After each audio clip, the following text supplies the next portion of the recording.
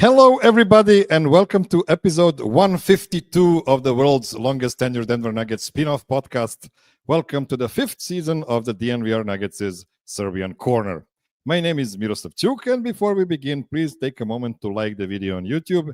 And if you haven't already, subscribe to the DNVR Sports YouTube channel and the DNVR Nuggets podcast channel. The audio version is ideal for your commute or to make your office or home office time more bearable. If you want to support the show more directly, you can become a Patreon supporter at patreon.com/MiroslavCUK, just like my Seco tier supporters, Peter Plummer, Daniel Lynch, and Brian Johnson.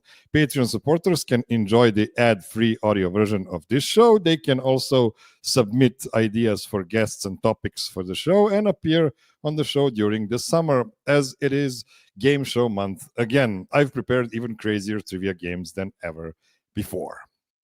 As you've probably heard, Nikola Jokic and Team Serbia started their training camp for Eurobasket. They've already played 2 games without the audience, winning against Bosnia and Herzegovina and Poland in Belgrade. And there were no official statistics from those games. So, as I mentioned yesterday on Casual Friday, take the information about Nikola having a Belgrade double versus Bosnia with a huge grain of salt.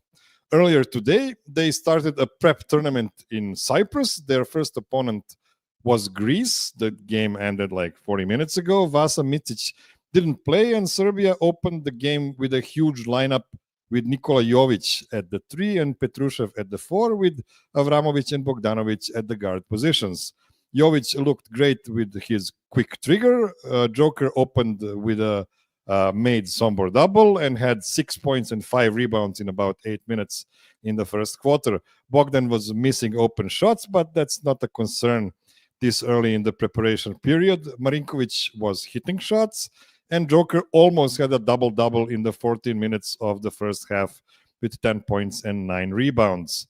Second half, the third quarter was a rock fight. Greece played a much more aggressive defense using the fact that the refs were from Greece. But Serbia maintained a high single-digit lead. Nikola had 14 points, 15 rebounds, and 4 assists after 3 quarters. The second unit, with Milutinov at the post, maintained the lead, and Team Serbia closed the game with 4 starters and Dobric in for Nikola Jovic. Greece made 3 consecutive threes to make the game close again, but Serbia reacted with a couple of stops and 2 important makes by Avramovic to close it out. Nikola finished the game with 23 points, 19 rebounds, and 4 assists in about 28 minutes. Okay, I'm going to introduce my panel for today now, and it is a true all-star lineup. First, a co-host of a delightful NBA podcast focused on the Nuggets on many of the shows. Probably the smartest Nuggets fan out there. It's Grace Jean. Welcome back to the show, God. Grace. I didn't know who you were going to introduce there, Miroslav. Yeah, I was talking about the What's in the Game podcast that you host. No, I know that now. Well, thank you so much for the kind words. Really excited to talk about Jokic playing basketball again, and all things Denver Nuggets. So thanks for having me on. So outside of the game we just watched, how do you feed your thirst for basketball these days? I watch a lot of WNBA now. So I do live in the Bay Area, and because I don't hate the Warriors like a lot of Nuggets fans do, including my co-host. I don't think anybody hates the Warriors like Will Jones does, actually. But I feel no guilt whatsoever about rooting for my Golden State Valkyries. And so I've been watching a lot of them in the WNBA this season, as well as some other really, exciting teams coming up. So that's how it is mostly these days, ever since Summer League ended.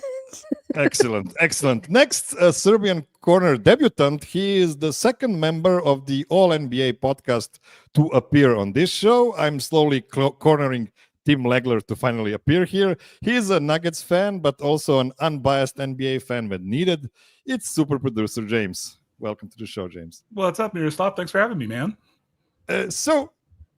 We met at the DNVR bar earlier this year, and I was really happy to find out that one of the ALLCITY producers actually resides in Denver. Can you tell me a bit about your backstory before you became the part of ALLCITY? Yeah. I've worked in film and video a long time. I lived a little everywhere, but I claim Denver. I've been here the longest. My family, I've started roots here now.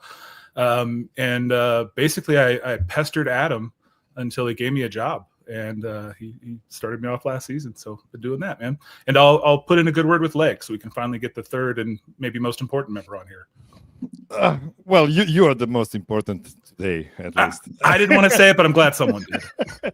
So I've seen how long the time windows are when Adam sends you notes for the show live. I was on his side of laptop. How would you describe your cooperation with two of the best NBA minds in media? Oh, man, that's a tough question, dude. It's great. It's really wonderful working with them, and it's fun to see how their minds work kind of behind the scenes. And I've also learned a lot of things from them about the NBA. I thought I knew a ton going into this, but those dudes work on a different level, and they work nonstop. Both Legs and Adam are always on the grind. So yeah, it's been really cool. It's always flying by the seat of your pants. And I feel like I'm never ready for whatever the next turn is, but I just keep trying to keep up. You're doing a great job. Don't worry about that. Okay, last but not least, a comedian, an actor, a director, a producer, a marketing expert, a Nuggets super fan, and a Pistons fan emeritus from Denver, Colorado. It's Andy Juett. Welcome back to the show, Andy. Hey, Miroslav, how we doing? You just caught me on my break. We're out live here at International Man in Aurora, Mississippi. Okay, fun fact, I caught you eating a banana. In 2002, when Serbia won its last gold medal, one of the team members, Vladimir Radmanovic, was kicked out of the team because he was eating a banana at a timeout. So, just so you know, that will be your, first and last warning for this show. You don't want to cramp up mid podcast, man. That's exactly what I was doing. I was loading. I've got juice. I've got my talking rain. That's not really showing up, but okay, Andy, I'm putting you on the spot. Who is the most famous person in your phone book that would actually answer your call right now on the show? Oh man, I'm gonna take another bite of banana for that. I don't know. Can I think of it during the show? Okay, fair. I mean, definitely I had the Super Troopers guys and Michael Madsen, who just passed, unfortunately. Rest in peace, Michael. Yeah. But lots of movie actors and directors and things like that. Okay, comics. guys, let's now go back to the basketball and to the game we just watched 40 minutes ago. Grace, what did you see from the game, and most importantly, how did Nikola Jokic look to you?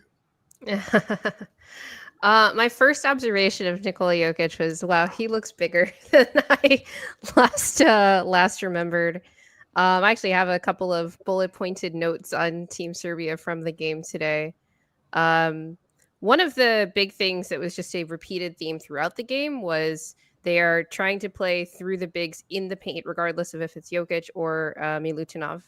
Yeah. And that, has varying degrees of success. Obviously, they had a lot of success with that today, especially when it was Jokic, because he can make baskets in the paint. What I thought was interesting about Milutinov is that he wasn't even looking at the basket. He's like, I'm looking to pass out. I'm like, drawing the double, kick out as soon as possible. But one of the issues that they had throughout different stretches of the game, similar to the Denver Nuggets last year, was that teams are employing this fronting and bracket coverage against the bigs when they are deep in the paint now, which resulted in a lot of Team Serbia's many turnovers today. I would say that was probably the number one source of their turnovers in the game. But obviously they still pull this one out. I thought because they turned their defense up, especially after that first quarter. For the first quarter, I think Greece was on track for over 80 points. And they obviously didn't even finish with, what was it, like less than 70. So that was good. But a lot of that on Team Serbia's defense, I thought the reason that it sort of waxed and waned throughout the game is they play this high pressure, active hands, like a lot of like forcing turnovers and being really vigilant of the actions that are taking place by the opposition throughout the game. And whenever that focus like waned a little bit, it was really easy for Greece to get the ball where they wanted it to go and get the shots that they wanted to get, especially 3-point shots, right? When you play that high hands, pressure kind of defense, you're leaving somebody open somewhere and you're hoping to disrupt things before the ball gets there. But if you don't do that, you get punished. And I thought that was a really interesting, dynamic where you kind of saw where like when Serbia turns it up, like they're stifled, especially because it's Greece without Giannis. Like they have not much going on that team when you're playing that level of defense. But otherwise, it's like this could get concerning if this were a higher level team. But obviously, it's a friendly, it's a scrimmage, it's a warm up game. Just something to keep in mind as we kind of watch them progress after Eurobasket starts.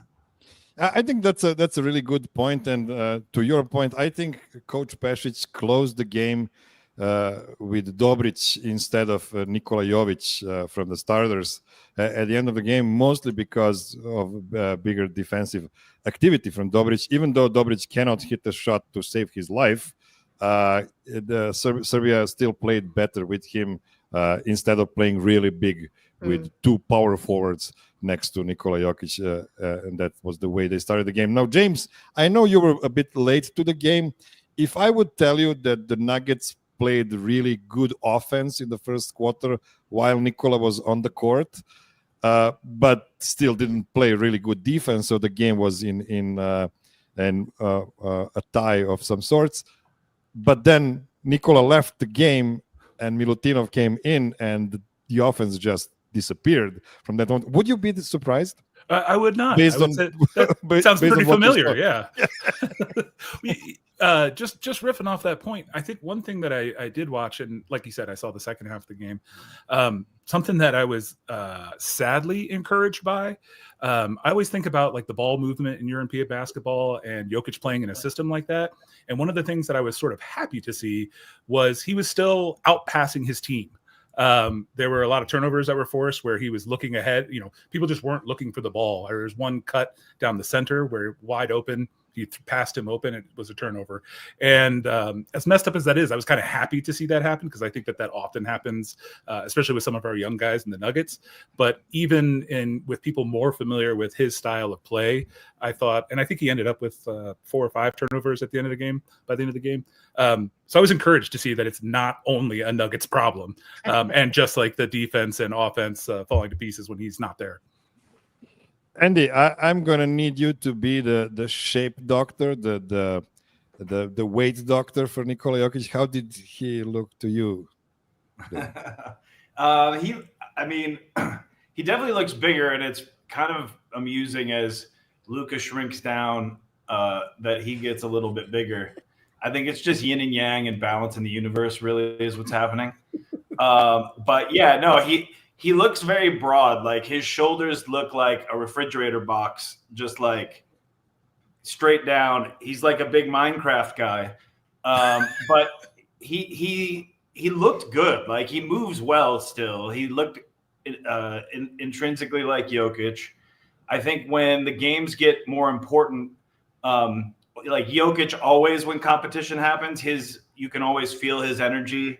He looked like, he was sort of playing at the speed of a grown-up at a family basketball game with the children. He's sweating and moving well, and he looked like he was in rhythm to play basketball. And I think a lot of times if the rest of the people he's playing with during a game go up to another gear, their team always wins. So I think when the stakes get higher, Serbia is one of those teams where the performance of the secondary players will get better because they love to play to win. They play with fire and heart, and they sort of match Jokic's level and style of play more when it matters, in my opinion. I'm not saying that they're as sleepy as the Nuggets were 2 years ago or a year and a half ago.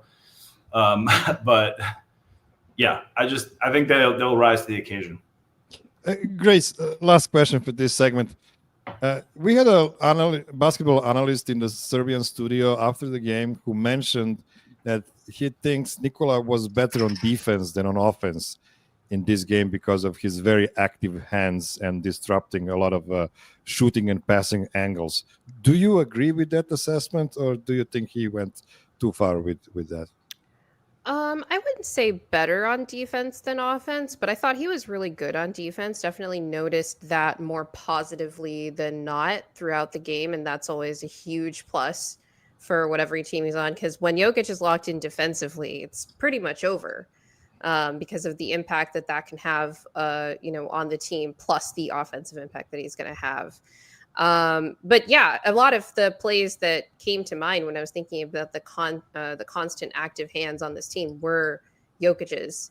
And, it reminded me of this compilation that the Denver Nuggets team account just posted. I think it was yesterday. It was like 26 minutes of his 5 years of steals. Is he the league leader in steals over the last 5 years?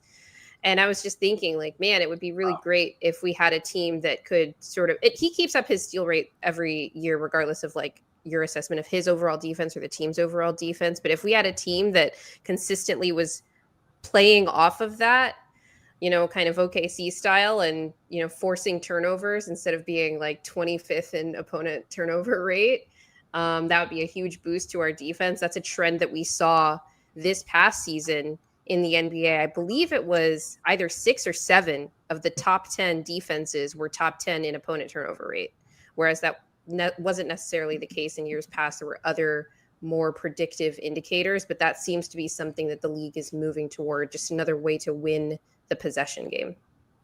Okay, that's another reason for Ben Wallace to think about signing Alex Avramovic. We need disruptive guys that will. Let's do it. I'm for it. The turnover rate. Okay, let's take a short break, and after that, let's talk some Nuggets. Don't go anywhere.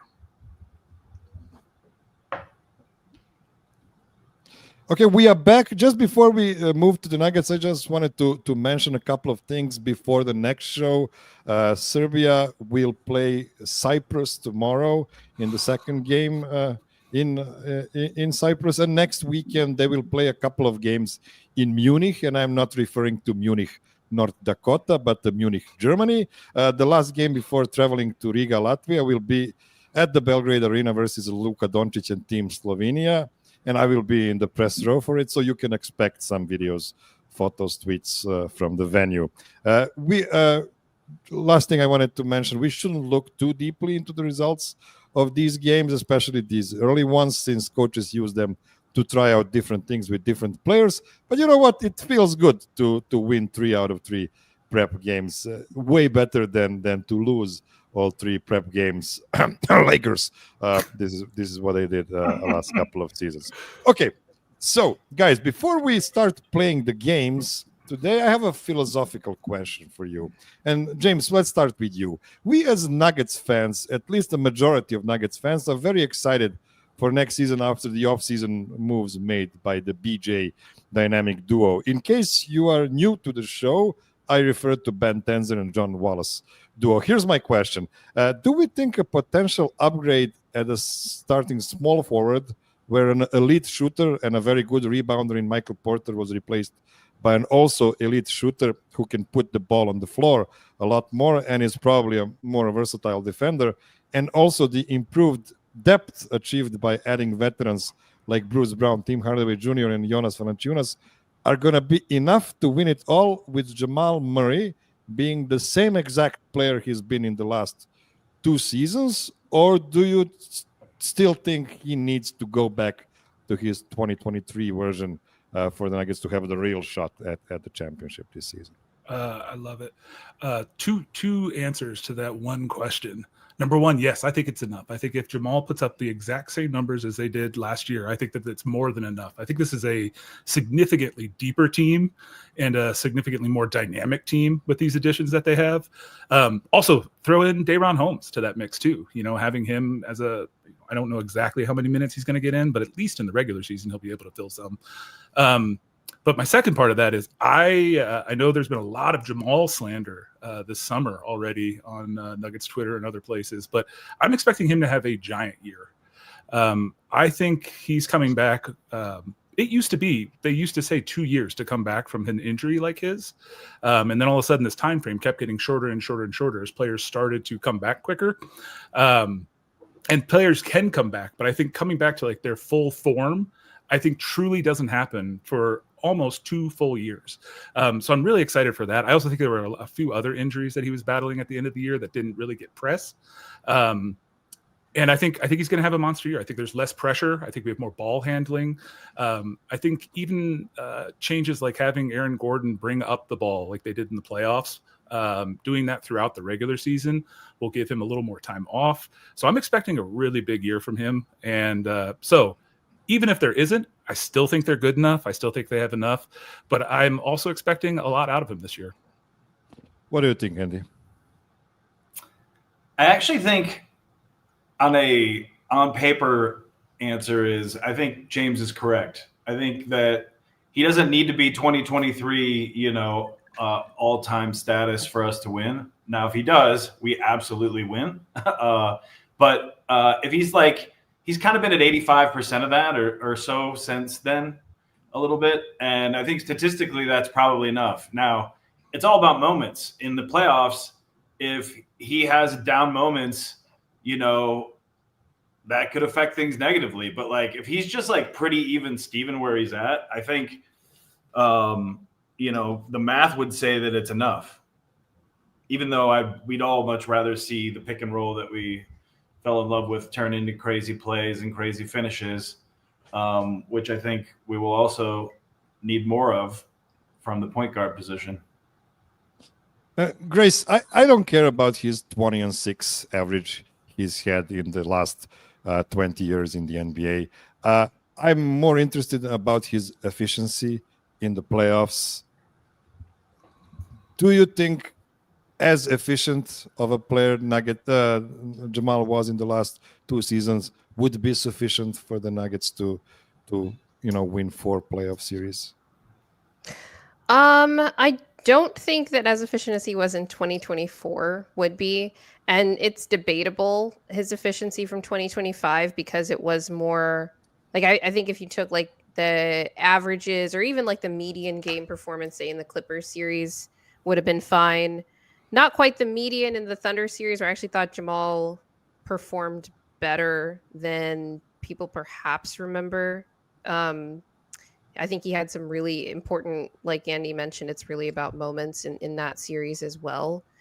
But in terms of the peak, or not the peak form, but the Jamal Murray that we need, sort of baseline level of Jamal Murray that we need to win a championship, I agree that the team is better, but I disagree that his sort of average from the last 2 years is going to be enough, because the league is better. And in particular, the West is better. Let's be honest about that.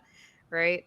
But I do think that the Jamal Murray that we got in the regular season in 2023-24, coming off the title, when he was healthy, when he was on the floor, because of his efficiency and his impact, regardless of the volume, stats of especially scoring wise, he was having massive impact when he was on the floor.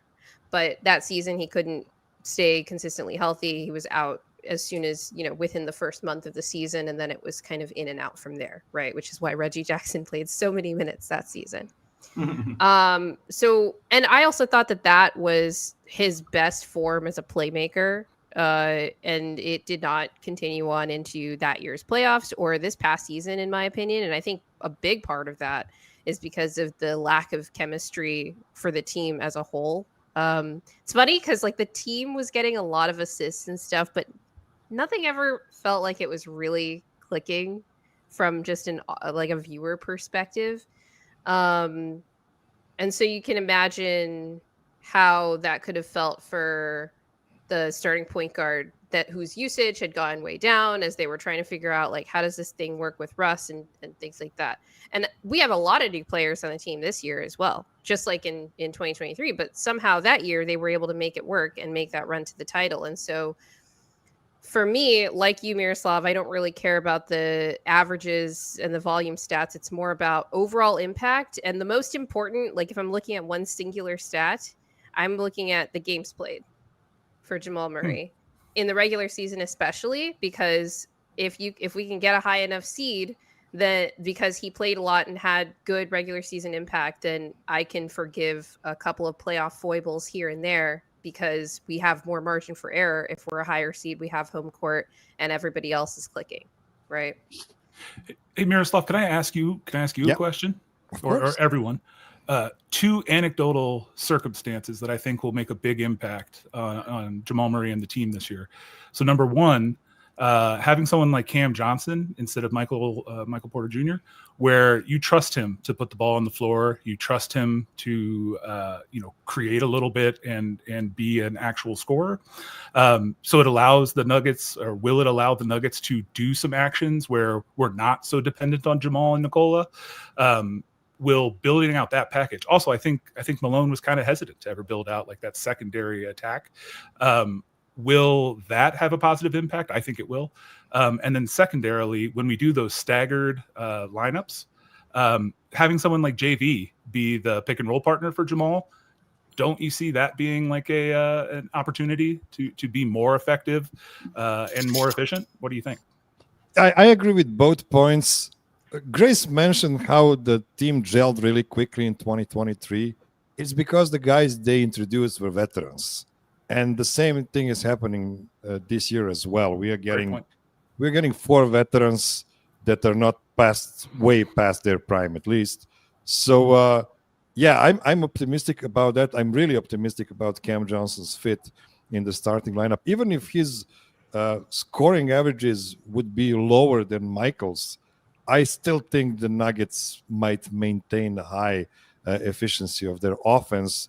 And if they're even like a 1 or half a point better on defense, that's a huge win in regarding of their marginal error. Now, the big thing for me is what you mentioned with Jonas Valanciunas. We need this year to have a positive bench. There are no excuses. We don't have Michael Malone anymore, who was just punching the starters, 36 minutes per game every year, and not caring about what he has from his bench, or maybe he just wasn't happy with what he had on his bench. He has a lot of depth on his team. They just need to figure it out. They might not figure it out in October, in November, but by December they need to have an efficient bench. Not really bench. The non-Jokic minutes need to be close to neutral this season for me to feel they did the right thing this year. And as Grace mentioned, to be able to get a high seed before the playoffs, because if you are a 4 seed coming into playoffs, there's not a precedent for being a big favorite in the playoffs that year. Andy, you seem like you're ready to hop in.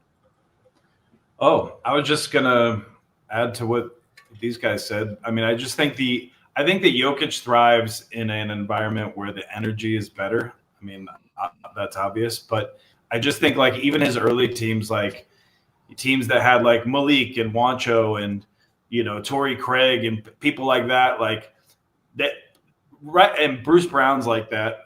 The tempo needs to be good and the spacing needs to be right. And I feel like both of those things will be better this year because people, you can figure out a little bit. You obviously have trouble neutralizing Michael Porter Jr.'s jump shot. But after that, offensively, you just shoot. If he gets out of, he's out of breakaways, decent finisher, you have to choose whether to take a charge. But otherwise, you can kind of, I feel like, neutralize MPJ a little bit. Mm-hmm. Whereas the dynamism of Cam Johnson, I think when Valanciunas is at his best around the rim, I think all of a sudden, like we have this crazy like octopus, situation, no matter who's on the court, maybe gobbling up weird little hook shots and stuff. So I just think that, and adding Tim Hardaway, who I like to say is Malik Beasley without all the fraud. But I don't know what that meant. I just mean maybe we'll leave those ad libs out. But no, Tim Hardaway, like I was thinking about that bench, and I was thinking about how much I like, Monte and all these guys coming off the bench, because they're all like ready to be out there. And I feel like, with a lot of sameness, there's great continuity and chemistry and all the things that Connolly and all those guys wanted to develop and did. But you got to spice it up. And so hopefully this is a little spicier season in terms of the different elements at play. I'm a little worried that we don't have Russ to eat up a lot of minutes on the point guard side. Other than that, I'm pretty happy. Okay, let's take one more short break, and after that, we are going to dive into some pretty crazy trivia games. Don't go anywhere.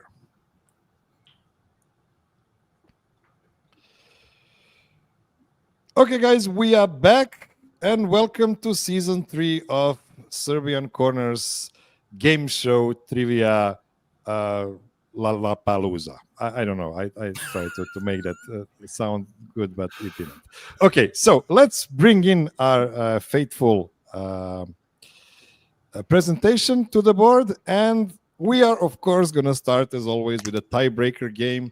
I want all of you to get a bit loose, because this game doesn't actually count for the winning unless we have a tie at the end, and in that case it means the world. So here's what I came up with this game. Since we lost Michael Porter Jr. this summer, I went to Basketball Reference and typed in 2 letters.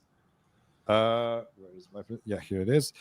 I typed in JR in the Basketball Reference search bar and waited for 10 people to appear on the list under the letters JR. Now, as I usually say, these lists usually will show guys with the highest win shares in their NBA or ABA careers. So always think about guys who had long-lasting and successful careers. Those guys usually appear first on this list. And another note, there might be a dot at the end of JR. There might be a dot between J and R. It could be theoretically a part of a first name or a last name as well. So think about those things before you make your choices. Now, the way we start the tiebreaker game, we go by alphabetical order by first name, which means Andy will forever be number 1 on this tiebreaker game. Grace will be second, and James will be the third pick. We are going not going the snake draft. We're going regular draft here. So, Andy, what would be your guess? Who is on this list high enough for you to yield more points? If you get the number 1 pick, you will get 10 points. If you get the 10th pick, you will get 1 point for your guess. Now it's just what auto populates, or it's a yes, statistic? it's auto populating. Yes. Exactly. Okay, so thank you for that, because I had no idea you can say that. Okay, yeah, okay. So I'm gonna go. The highest is gotta be. I'm just. This is gonna take forever if I really take as long as I want to, but I'm gonna say J.R. Smith. J.R. Smith is number 2 on the list. J.R. Smith played in the NBA from 2005 to 2020, a long career before he became a university student. So yes, he is providing you with 9 points here. Grace, what will be your first guess? Hey, I don't know if this player comes up as a junior or the second, but Stephen Wardell Curry Jr. Steph Curry, unfortunately, is not on the list. Damn it. I took a swing. They do not show him as a junior on the Basketball Reference. James, what will be your first guess? I'm gonna switch it up. I'm gonna go Drew Holiday. Drew Holiday is number 1 on the list. 10 points for James. Bang! Drew man. Holiday, JR name. also a 15-year long career, very, very successful career. Good numbers for Drew Holiday, which means 10 points for James. And we are going back to Andy. I'm going to guess more obvious ones so that I can save ones that I think maybe they won't think of later. So I'm going to say Tim Hardaway Jr. Tim Hardaway Jr. is number 3 on the list. That is 8 points for you, Andy. Oh my Tim god. Hardaway Jr. is number What? 3, already 11 years in the NBA from the That's 2014 draft. insane. It is. It is quite insane. But we already got the second nugget on this list, and we all wanted Drew Holiday as well back in the day before Milwaukee snagged him. Very true. Grace, what will be your second pick? I just realized I was thinking of the father when I was Oh. thinking about the player that I wanted to say next. Okay. So I'm gonna move on to my next one. I'm gonna go with Bruce Brown Jr. Bruce Brown Jr., interestingly enough, is not on the list at all. Oh my gosh. And it might be. Let me just check real quick on the Basketball Reference. Is Junior even mentioned there? Bruce Brown. Yeah, there's no Junior next to Bruce Brown, unfortunately, on Basketball Reference. Man, I'm getting messed up by clerical errors here. It's true. It is true. It is true. Well, it is what it is. I'm gonna show you the list at the end. It's auto-populating, so yeah, I know. James, what will be your second pick? Having Tim Hardaway Jr. so high makes me confident in saying MPJ. Michael Porter Jr. is number 10 on the list. Ooh, just barely. One point for you. Yes, he is listed to be playing in 6 seasons so far, and number 10 for Michael Porter. We are back to Andy, who has a lead right now, and with a good pick might seal the win in the tiebreaker game. So you're saying when it auto-populates by amount of time in the league? It's actually win shares, and win shares is a cumulative stat. So the longer you stay in the league, you will eventually get more win shares. So you still need to be a successful player. So imagine Nikola Jokic having more win shares than I don't know. What was the Robert Parrish, for instance, who played for 20 years because Nikola was just a better player. Gotcha. Okay, well then I'm going to choose Dennis Smith Jr. Dennis Smith Jr. is not on the list. Oh, Interesting. Not on the list. Grace, your last pick. Oh man. This is a tough one. I'm gonna go with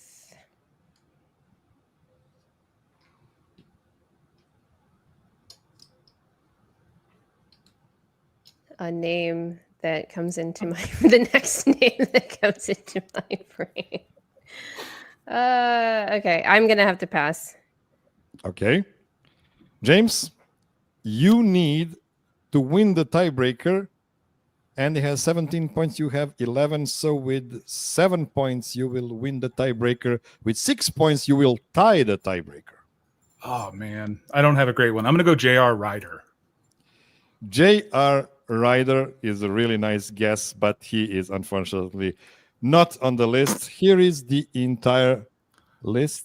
Where it is. oh wait, Here it is. I still have points. Oh, okay, never mind. Oh no, it's fine. Otto Porter So Jr. would have been a good so one. yeah, Kelly Oubre Jr. was a high pick. Jaron Jackson Jr. Interestingly enough. Aaron. Uh, Wendell Carter Jr. I was trying to think of guys Wow. that go by their acronym names, and like none of them were coming to me. J.R. Reed, Larry. Otto Porter Jr., Larry Nance Jr., Wendell Carter, and at the end, Michael Porter Jr. So Andy is the winner of the tiebreaker, which might mean nothing, but we will see by the end of the show. Let's now run into game number 1. We need to be quick about it. So game number 1 has a nice, short, snappy name. Which Nuggets players had the most games with 5 or more free throw attempts last season? We are talking about the regular season. So which Nuggets players had the most games with at least 5 free throws attempted last season? Andy will be number 1 in this game because he won the tiebreaker. And now we are switching it up. So James will be number 2 and Grace will be number 3. You will all have 3 picks each, and we are going to not do a snake draft again. So Andy, who would you guess had the most games for the Nuggets last season with at least 5 free throws attempted? I want to say one player, but I'm going to be wrong because of the math probably. But I'll say Aaron Gordon. Aaron Gordon is number 4 on the list. There are 9 guys on this list with at least 2 such games. So Aaron Gordon's 4 points will bring you 6 points. 4th position will bring you 6 points in this game. He had 16 such games last season. Aaron Gordon did. James, what will be your pick? Let's not overthink it. Give me Nikola. Nikola Jokic is number 1 on the list, of course. 9 points for you. He had 44 games with at least 5 free throws attempted last season. Grace, what will be your pick? I'm going to go with our Tasmanian devil, Russell Westbrook. Russell Westbrook is a great pick. He's number 3 on the list with 19 such games. 7 points for you. And we are back to Andy. It's got to be Jamal Murray. Jamal Murray is number 2 on the list. You were overthinking it. In the 22 such games, 8 points for Andy.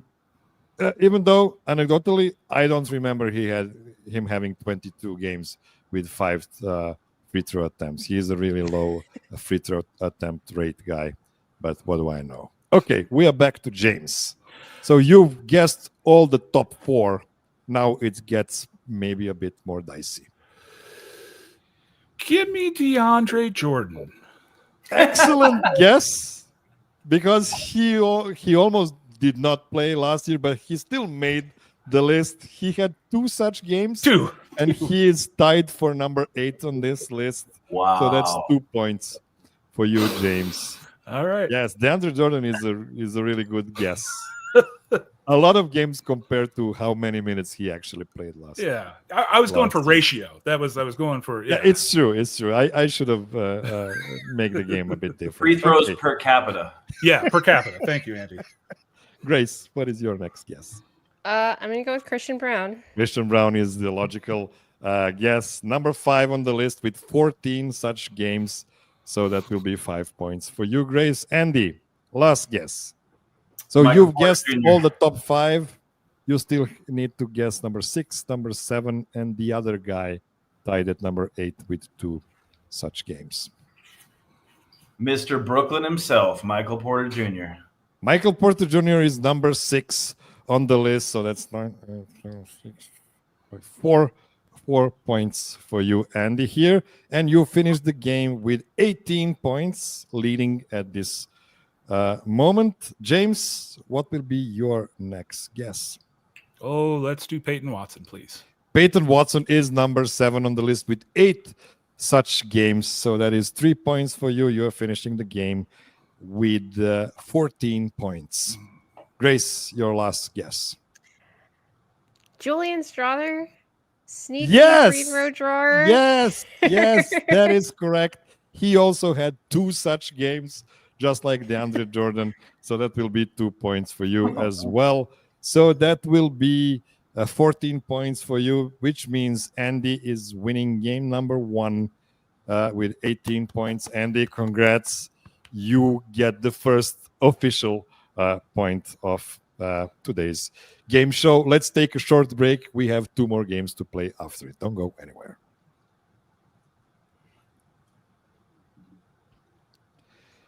Okay, we are back, and per usual, I forgot to show the whole list from the previous game before I went to the next game. So here is the list of all the guys who had at least the most games with 5 or more free throw attempted. Okay, Andy, you are starting game number 2 again because you won game number 1, and I just realized I didn't make a table here. Give me just one moment. Insert. This is great podcasting, by the way. So 4 guesses. It will be like this. Okay. Player. Okay. So Andy will be first. Grace will be second, and James will be third. We are now doing a snake draft because we have 12 picks, so snake draft makes sense. The game is called, has a short, snappy name. Which Nugget players have had the most games with at least 10 field goal attempts and 0 assists in the entire Jokic era, regular season only? So, which guys chucked the most without having an intention to pass the rock to anybody? So, Andy, I hope this is all clear. So, for the entirety of Joker era from 2015, which guys had the most games with at least 10 field goal attempts and 0 assists? Well, math would dictate that it's one obvious player, but then there's another one that is the reputation for it. So I'm going to go with the math because I have to wait all the way back to the snake draft to me. I think it's Jamal. Jamal Murray is number 7 on the list, which is pretty shocking since he has been playing for 9 seasons for the Nuggets. Yeah, he only had 10 such games in his Nuggets tenure. So 7 means 12. Should have gone 6. With the big boy. 6 points for you, Andy. Grace, your first pick. So it's gotta be high usage guys, but a lot of the high usage guys aren't on the team anymore, and one left very recently. So I'm gonna go with him because I think he's been there the longest of them. Michael Porter Jr. Michael Porter Jr. is by far number 1 on this list with 62 such games. That's 12 points for Grace. Just for context, he's number 1 at 62. Number 2 had 16 such games. So we will see who will be there, who will land there. So James, what will be your first pick? I don't know if they played together enough, but I want to go Kenneth Faried. Kenneth Faried is number 8 on this list, which means you're getting 5 points for this. It's a really good guess. Yeah, he only played for, I want to say, 3. It was 3 seasons, but in reality, it was just 2 seasons because Kenneth Faried basically didn't play in that 3rd season. They were just trying to push him out from the team at that point. So, James, 5 points for you, and we're going back with you because this is a snake draft. What will be your second pick? This is my guy, but I think he might be on there. Some Gary Harris. Gary Harris is number 2 on the list. 11 points for you. 16 such games. It's just for context. Gary Harris is 16. Kenneth Faried was 9. It's not like there's a big gap there, but it is a big gap on the list here. Grace, what will be? Well, that just tells me that it's more about being an off-ball spot-up player. It's not really necessarily a commentary on your willingness to pass. It's like, well, the possession literally is supposed to stop with me. It's I'm gonna go with Jeremy Grant. Ooh, Jeremy Grant is on the list. He is tied for number 8, just like Kenneth Faried. So you are also getting 5 points for that guess. He also, just like Kenneth Faried, had 9 such games. There are 5 guys who are tied with 9. This is how impressive Michael Porter's 62 games are. This is how bad a passer Michael Porter is. he just wasn't expected to pass. That's the real. To Grace's point. Yeah, the Grace's point. Andy. It's got to be the thrill himself, Will Barton. Will Barton, interestingly enough, is also tied for number 8 with 9 such games. So that's 5 points for you as well, Andy. And you have another pick because the snake is turning now Sure. on you. My next one is going to be Aaron Gordon. Aaron Gordon is not on the list. Oh, Wow. That guy glad just you took that one, 'cause passes that too was much. going to be my next. That guy well, passes. there's a lot of Oh no, nights where I'm terribly sorry. He is on the there's a list. lot of nights I'm just blinded as a bad. Aaron Gordon is number 5 on the list with 12. Oh, okay. Yes, Okay. that was a you roller can coaster normally of emotions. get like a Aaron Gordon 1 or 2 assists on the gambling things pretty readily. So I just figured statistically there's got to be a lot of games where it just you eight didn't realize. points for you, Andy. Here he had 12 such games, so 3 more than Farid, Barton, and Jeremy Grant. So, but you still get 8 points for that guess. Grace, we are back to you. Oh, man. Now we're getting into... I don't know if there were enough games played here. I'm going to go with Bones Island. Ooh. Bones Island is a great pick.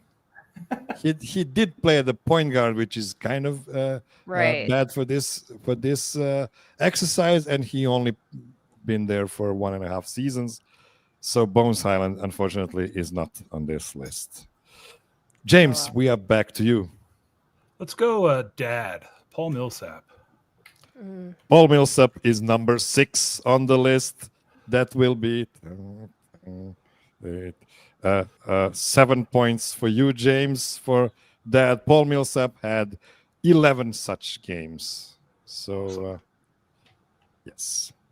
And you have another pick because the God. snake is turning. Oh, I wasn't ready. Half court heave, Nurkic. Yusuf Nurkic did, yeah. Yusuf Nurkic was with the Nuggets, I want to say 2.5 4? seasons, right? Oh. Yes, but he did not make the list. Ooh. That Okay. is sad. Yusuf Nurkic didn't make that much of an impact on the history of Nuggets, I guess. We are back with Grace. James has ended his game with 23 points. Grace, you have Ooh. 17, so you would need 7 to win it all, and I don't think that's available anymore. Oh, it actually is. We still have number 3 and number 4 to guess, and probably Okay. win the game with it. Ooh. Man, 10 field goal attempts, 0 assists. 0 assists. It's a lot of forwards on this list. We mentioned a Hmm. bunch of guys. No, I'm just gonna shut up Okay. because people always think Serbian Corner game show is rigged, and I will tell you, one of the game show and NBA draft is rigged, and I'm not gonna tell you which one it is.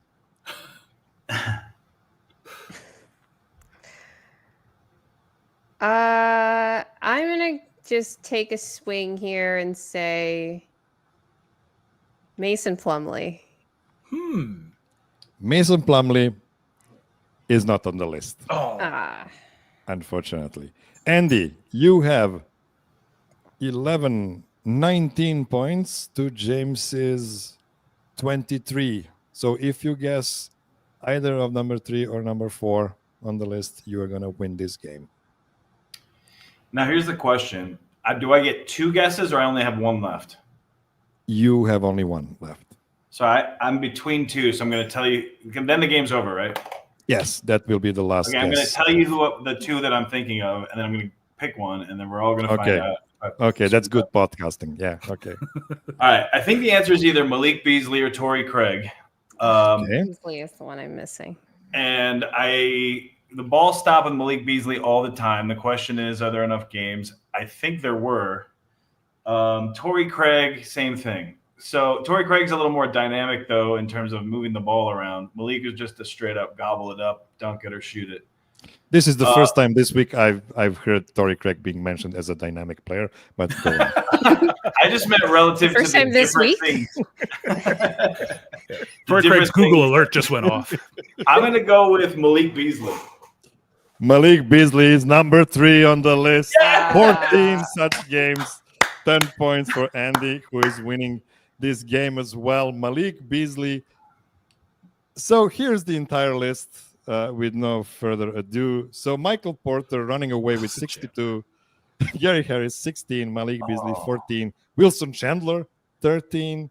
Aaron Gordon, Paul Millsap, we all mentioned them. Jamal Murray, Kenneth Reed. Then we forgot Danilo Gallinari and Trey Lyles, who played enough seasons for the Nuggets to leave a mark. Wow. Even though everybody hated every minute of 10 his field goal Nuggets attempts? tenure. I'd like to see them. Enough I'd like seasons. to cross tab the wins with 2 the 10 field seasons? goal attempt Trey Lyles games. Hey, man, he is still an NBA player, so, I Yeah, don't know. We used to hate him. He was probably the first backup center we really hated on the Nuggets. And he wasn't the last. Let's leave it at that. Okay, let's do the last game. This show is Infamous 4. Infamous 4. And the game is, of course, called Can I Have Your Full Name, Sir/Madam? I'm going to turn off the comments, which I should have done ages ago, because we are now in the competition part of the show, but it is what it is. So, Andy, you as a winner of the game 2 will have the upper hand or in the first combination.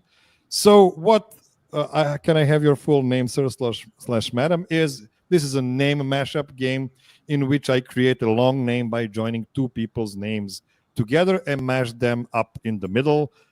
And that sounds confusing, so here's an example. If I tell you the first person is a former Nugget drafted in 2014 and the second person is the most handsome DNVR Nugget outside of this show, your answer should be Gary Harrison Wind. Okay, Andy, you're the veteran of this show, so no further explanation needed for you. Here are your first clues. The first person was born in 1984 in Mayaguez, Puerto Rico. The second person is not a person, it is a music band.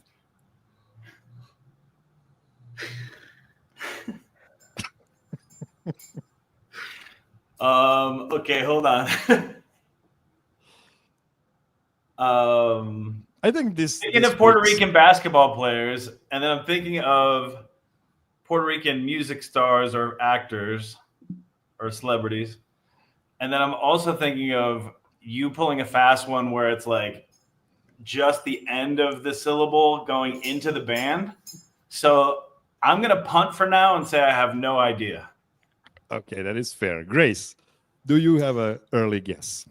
I want to give a guess, but I don't want to give away. I'm pretty sure I know who the first person is, so I'm going to pass. Okay.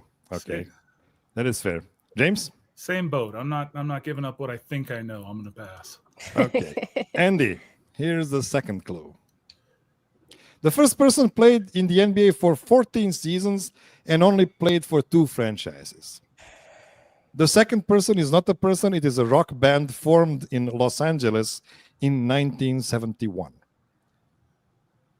Of course, It was because I know no references that are younger than 30 years.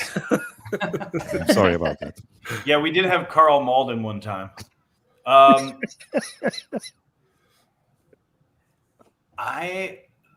It's the first person should be totally obvious, and I'm spacing.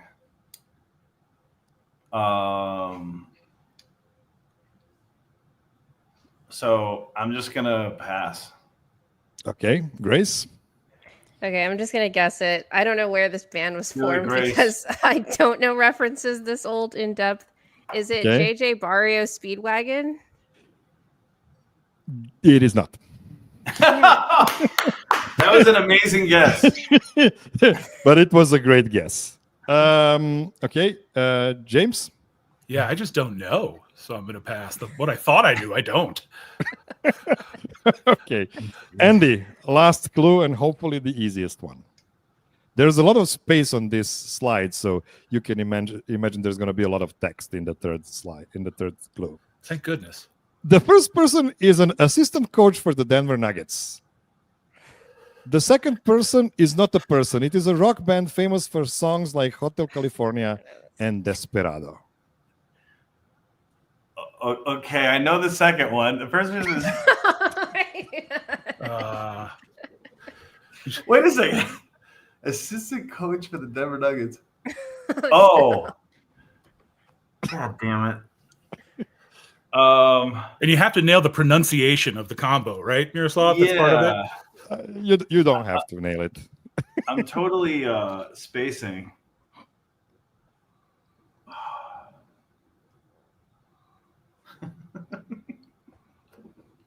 Shit. It's the other. Oh. Okay. I think this is still actually I think I got it. It's JJ Barregals, right? That's right. That is correct. Andy gets 1 point for There's the this EA at the end. I feel like Gray should get half a point on that one. I was like, what's the other Dallas assistant that they hired? I was like racking my brain. I'm like, that's not it. Yes, Andy wins the first one. Here's the beautiful picture of JJ Barea and Eagles together. Fits right in. Okay, we are now moving to Grace. Grace has the upper hand in the second combination. Here we go. The first person was born in 1985 in San Diego, California. The second person is not a person, but a classic rock song. Oh. Oh, yeah, totally got the upper hand here. I was just extra mean that day when I was making these questions. Yeah. That was like 3 weeks ago, I want to say. I'm trying to think of classic rock songs.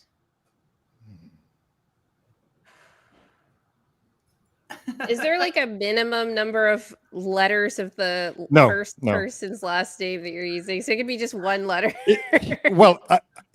We need at least 2 letters overlapping. Okay. That's my rule of thumb. All right, I'm going to pass. Okay. James?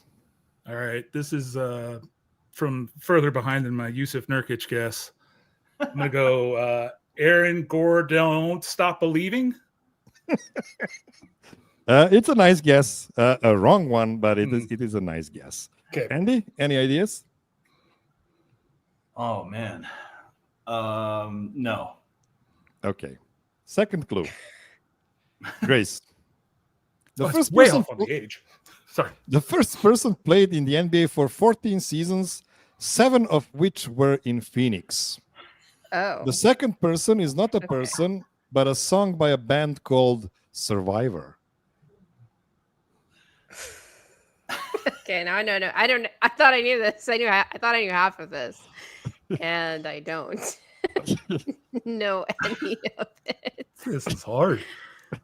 7 of which are in Phoenix. Yeah, it's just the most seasons he played. It was for Phoenix. He played for several teams.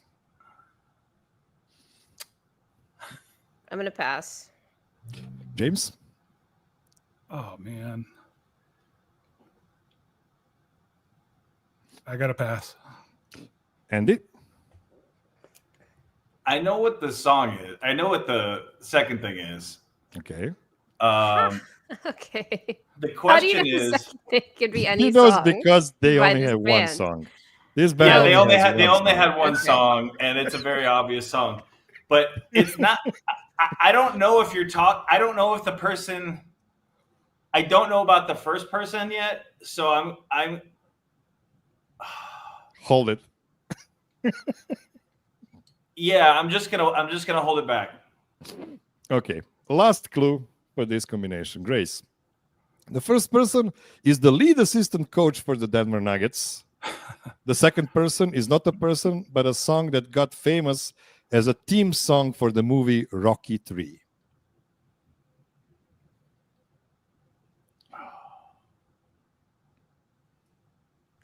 Jared Dudley of Survivor.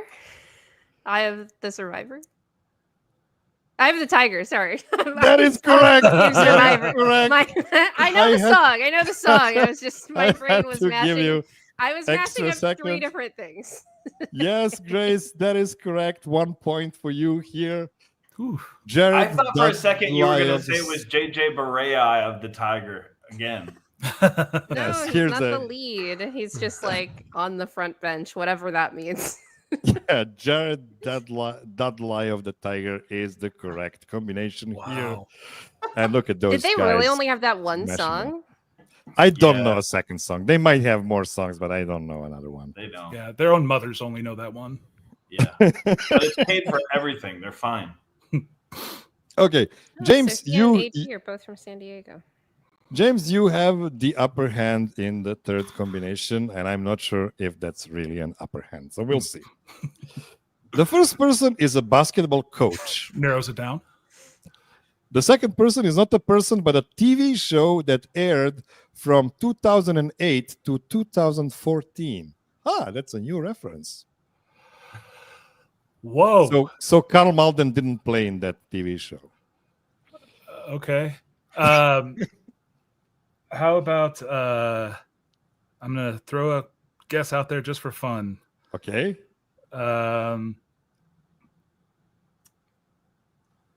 How about David Adel, Man vs. Food? I like that guess.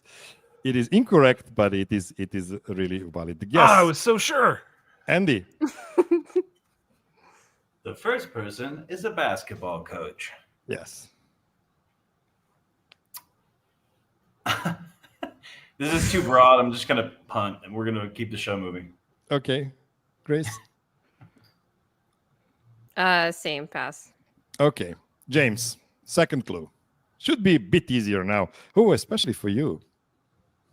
The first person looks exactly like DNVR Broncos beat writer Henry Chisholm. Oh, The second person is not a person, but a TV show starring Charlie Hunnam.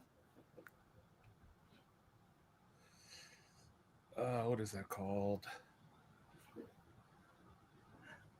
Oh no.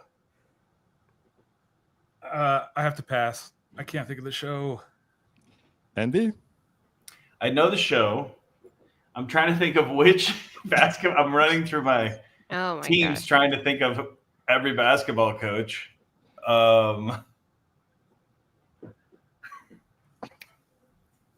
But it is a basketball coach that looks exactly like Henry Chisholm. I don't think I know what that guy looks like. Okay.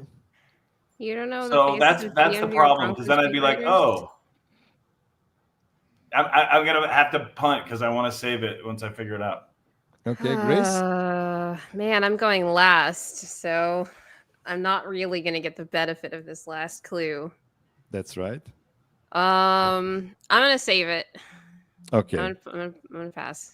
Okay, James, last clue. This might be the meanest one I've ever made.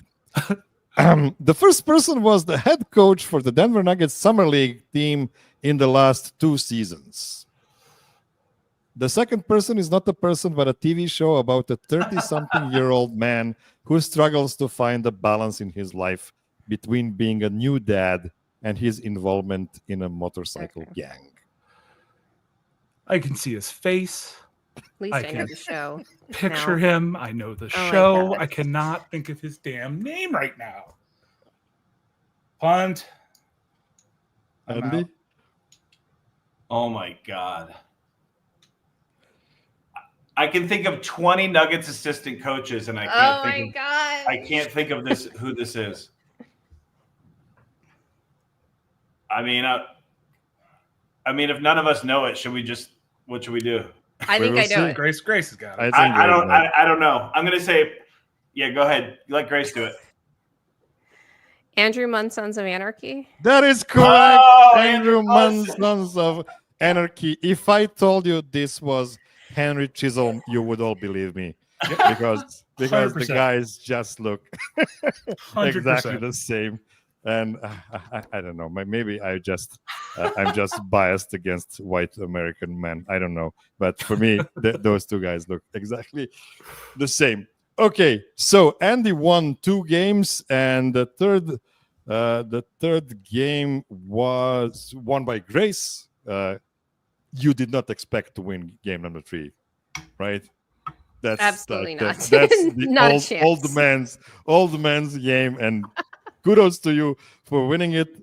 Andy is our champion for today because he won the first 2 games, and he will advance to the elimination, second round of eliminations in, I don't know, 6 weeks or so. We will see when that will happen. Andy, because you won, you get the chance to plug whatever you want first.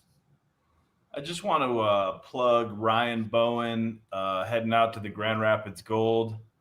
He's going to bring that organization to the next level. Andre Miller was slowing us down. We need more results. Send in Bowen.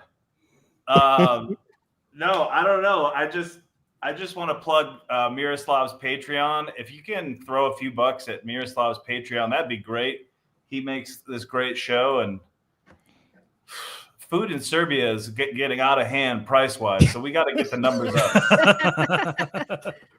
Man, you have to say what we are talking off the show, man. Like that makes no sense. I have to be more careful talking to you next time. Grace, I'm just referencing I want to call everybody to watch Yes. your last show from a couple of days ago. It was a really good one. When do you plan the next one? We will do a show at some point next week. I'm still trying to book a guest, potentially for next week. But yeah, definitely check out our last show. We're at What's in a Game NBA on YouTube, on Twitter, etc. We put all our show notifications on Twitter primarily, so you don't miss anything there. But our last episode I thought was really good, even though it was like a very highly improvised show where we talked a lot about contract extensions around the NBA and rookie scale extensions and what those implications are for Denver with respect to both Peyton Watson and Christian Brown, et cetera, et cetera. I thought it was a really fun discussion, and sometimes those improvised shows are the best ones. I cannot recommend it enough. It was a 2 hours of NBA nerds talking It's like in 2.5, almost 3. mid-August. Because they cannot help themselves. It's a smart show, but it's also a fun show. So go check it out if you haven't already. James? Yeah, watch the All NBA show with Tim Legler and Adam Mares, and listen to it. We're off next week, but then we're going to start with Eurobasket, covering Eurobasket real hard. Nice. And then before the season starts, we're doing the My Guys draft. So if you've ever watched the show, Legler and Adam claimed their guys, the under the radar guys that make a big difference, and that's always one of my favorite ones of the year. But I'm just gonna make a wild guess and say that Tim Legler is gonna be rooting for Team Slovenia. I don't know why, but he has a he has a thing for Luka Doncic. I will go out in the open and say it. He's a little bit of a fan. Send my best regards to both of your co-hosts, and thank you so much for doing a great job at your podcast as well. And that is all I've prepared for you this week, my dear listener. And please, with the cherry on top, take the word prepared very loosely. Be well, be safe, be kind to everybody. Call your mom. And until next week, potentially a new player of Red Star Belgrade, Bones Highland. Oh.